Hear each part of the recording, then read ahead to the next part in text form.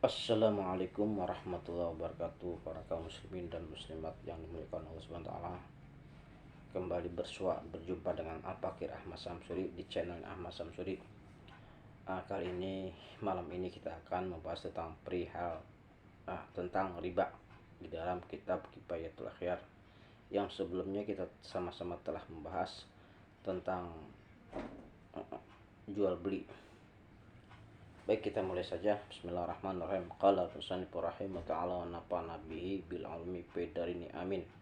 Syekh Abu Suja berkata, Faslun ay haza faslun wa yahrumu riba bizahabi wal fiddati wal mat'umati wala yajuzu bai'uz zahabi bizahabi walal fiddati bil fiddati illa silan naqadah. Haram melakukan riba di dalam emas dan perak dan bahan makanan. Tidak boleh menjual emas dengan emas, perak dengan perak, kecuali sama timbangannya dan secara tunai atau kontan. Riba artinya lebihan. Riba menurut syara ialah kelebihan dari penukaran emas, perak atau bahan makanan. Begitu pula Ibnu Rib'ah di dalam kitab Al-Kifayah. Namun dalam hal ini perlu pemikiran lebih dalam. Dalam kitab Al-Matlab diterangkan yang disebut riba itu ialah mengambil harta tertentu tanpa menggunakan penukaran berupa uang. Yang mengambil harta tertentu tanpa ada penukaran berupa uang. Anggaran seperti juga perlu diperhatikan dulu. Itu dalam kitab Al-Matlab ya, yang dimaksud dengan riba.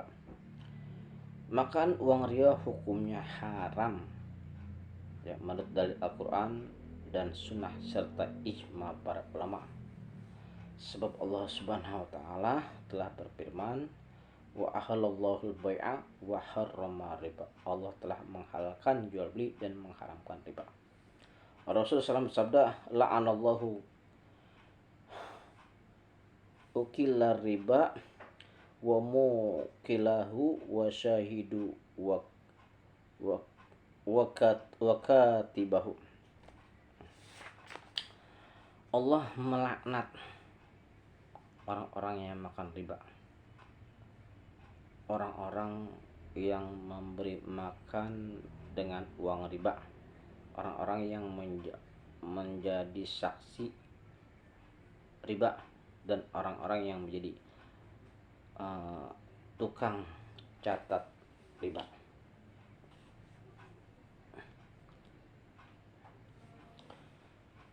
Jadi Allah itu melaknat, mengutuk orang-orang yang makan riba, orang yang memberi makan dengan uang riba, kemudian orang yang menjual, orang yang menjadi saksi riba, dan orang yang menjadi tukang catat barang riba.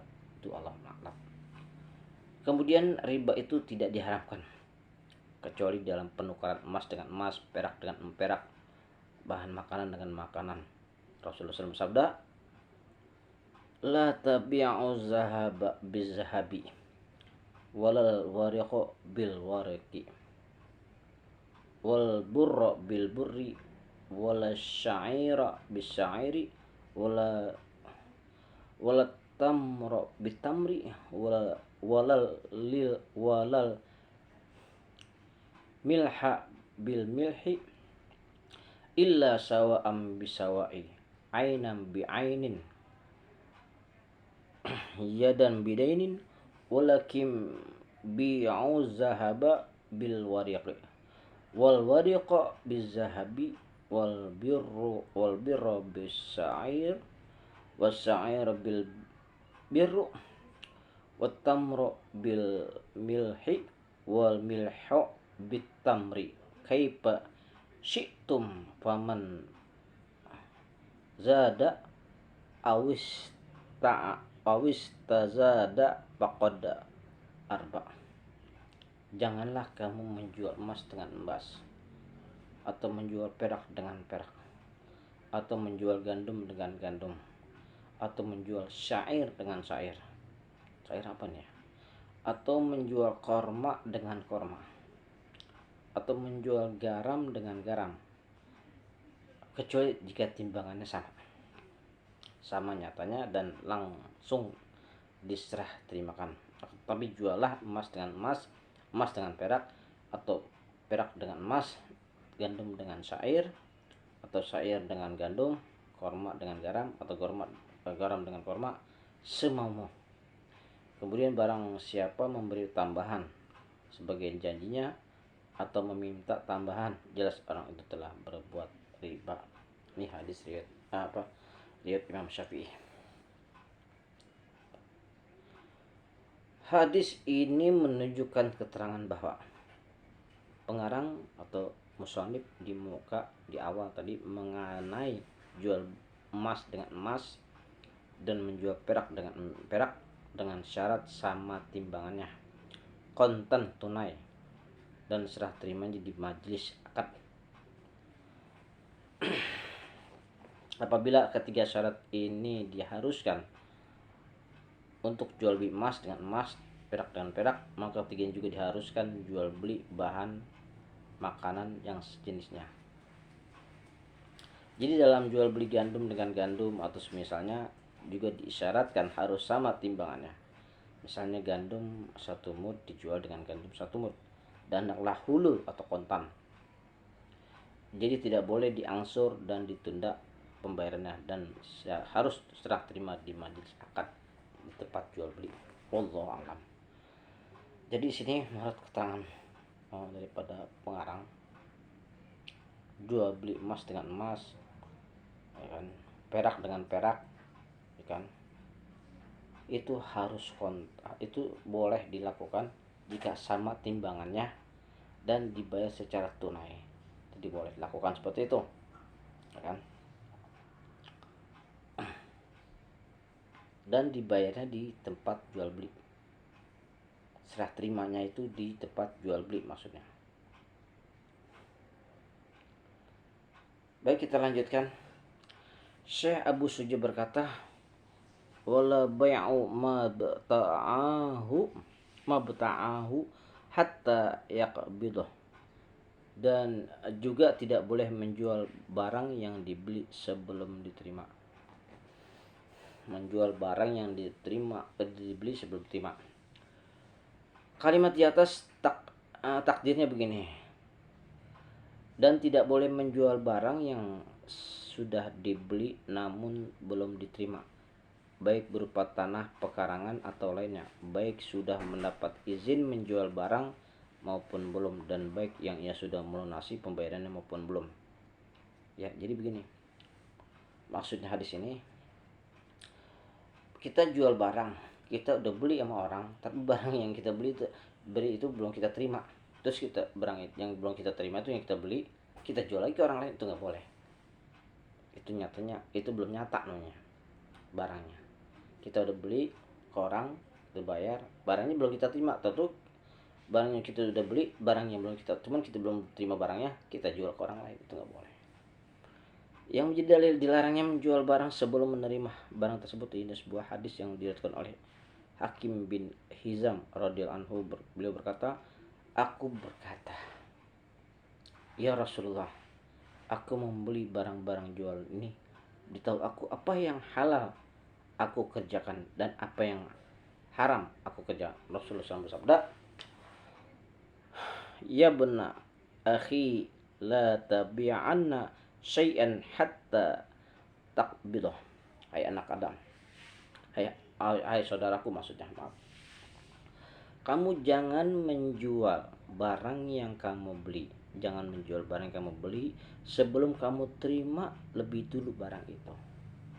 Itu kata Rasulullah. Al-Baihaqi berkata, sanadnya hadis ini adalah hasan, atau bagus, atau baik, dan bersambung. Ada juga hadis-hadis yang lain mengenai larangan menjual barang yang dibeli sebelum ditanggap ini. Para ulama berkata, ada 2 ilat atau alasan. Ya. atas dilarangnya menjual barang yang dibeli sebelum ditanggapi. Ya, ada dua alasan. Yang pertama, kepemilikan itu lemah, ya kan. Buktinya sewaktu-waktu akad ya tersebut atau jual beli tersebut bubar kalau ternyata barangnya ada yang rusak. Tuh lemahnya di situ, kelemahan daripada menjual barang yang belum kita terima barangnya itu. Tapi kita udah beli ke orang lain, kita belum terima barangnya, kemudian kita jual aja gitu. Itu kelemahan. Kedua, kelemahan apa? Terjadi dua tanggungan atau satu barang dalam satu waktu. Sebab jika ternyata sah jual belinya, maka barang tersebut akan ditanggung untuk pembeli awal dan menjadi tanggungan awal pembeli atas pembeli awal. Dan juga akan terjadi barang tersebut nih dimiliki oleh dua orang dalam waktu yang bersamaan. Demikian kata para ulama. Ya, tidak sahnya jual beli barang yang dibeli dan belum ditanggapi ini tidak dibedakan. Apakah barang tersebut dijual lagi kepada si penjualnya atau dijual kepada orang lain. Hal itu karena melihat keumuman hadis. Apabila barang yang belum ditanggapi tidak sah dijual. Barang yang belum kita terima tidak sah dijual. Maka tidak sah menukarkan barang tersebut untuk salin akad jual beli. Misalnya nih, dijadikan mas kawin, ya kan? Atau untuk buruh upah, atau untuk uang muka di dalam akad tempah, kan? Atau untuk uang perdamaian atau suluh. Demikian pula yang untuk hibah, sewa atau gadai. Tapi sah untuk dibuat memerdekakan budak menurut kaul yang sahih, pendapat yang sahih. Ya. Karena kuatnya kesunahan memerdekakan budak. Demikian pula untuk dibuat akal mustauladah. Adapun untuk wakaf, maka al-mutawali berkata, kalau kita mensyaratkan adanya sigah penerimaan di dalam wakaf, maka kita samakan dengan jual beli. Dan kalau tidak mensyaratkan adanya qabul, ya, kita samakan dengan memerdekakan budak. Dalam Syarh Al-Muhadzab itu Imam Nawawi menganggap sahih bahwa wakaf tidak disamakan dengan memerdekakan budak. Wakaf tidak sama dengan memerdekakan budak. Menikahkan budak wanita sama dengan memerdekakan budak. Menikahkan budak wanita sama juga memerdekakan budak. Ibnu Khairan berkata, boleh membayar hutang dengan barang yang dibeli yang belum ditanggapi. Itu menurut Ibnu Khairan. Katakanlah bahwa harga pembelian barang sama dengan barang yang dijual. Jadi tidak boleh dijual sebelum ditanggapi. Sebelum kita terima barang tidak boleh jual. Hal yang perlu diterangkan di sini dipahami dengan melihat keteranganku yang lalu. Wallahu alam. Baik, kita lanjutkan. Syekh Abu Suja berkata,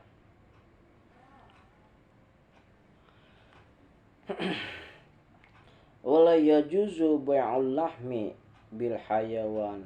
Tidak boleh menjual daging dengan hewan. Menjual daging dari suatu jenis hewan haram dijual dengan hewan jenis tersebut. Sebab Nabi Muhammad SAW melarang jual kambing dengan daging. Nah, kan? Nabi melarang menjual kambing dengan daging. Hadis ini diriwayatkan Al-Hakim. Al-Hakim berkata di dalam rawi-rawi hadis ini ada beberapa imam yang hafiz, yang hafal, yang dipercaya. Al-Baihaqi berkata sadatnya hadis ini adalah sahih. Namun ada yang mengatakan boleh. Nih. Jual daging dengan hewan. Ada yang mengatakan boleh. Jika hewan yang dijadikan untuk membeli tersebut tidak termasuk jenis daging yang dibeli, maka jika hewan tersebut boleh dimakan, ada dua qaul atau pendapat. Qaul yang azhar, pendapat yang jelas, wajahnya itu tidak membolehkan, karena melihat keumuman hadis ini di muka itu pada hadis yang tadi sudah dibahas. Ada yang mengatakan boleh sebab dikiaskan dengan jual beli daging dengan daging. Ada yang bilang boleh jual beli daging dengan daging maksudnya. Namun jika hewan tersebut tidak boleh dimakan, ada terdapat khilaf atau perbedaan pendapat. Kalau yang rajih, pendapat yang rajih, hukumnya haram sebab Nabi Muhammad SAW melarang jual daging dengan hewan. Tuh, lu Nabi. Hadis tersebut diriwayatkan oleh Abu Daud, namun hadis tersebut hadis mursal. Menurut Imam Syafi'i, hadis mursal boleh diterima jika dikuatkan oleh salah satu di antara 7 perkara. Antara lain harus dikuatkan dengan kias, atau dikuatkan dengan kata sahabat, atau perbuatan sahabat, atau ucapan para ulama, atau sudah tersiar tanpa ada yang menolak,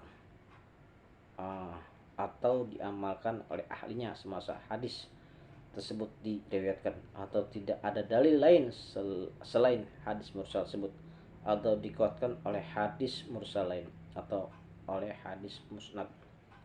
Hadis tersebut di muka telah pun diriwayatkan oleh hadis musnad riwayat At-Tirmizi dan Al-Bazar. Hadis mursal yang menguatkan itu ialah sahih maupun tidak. Ada yang mengatakan boleh,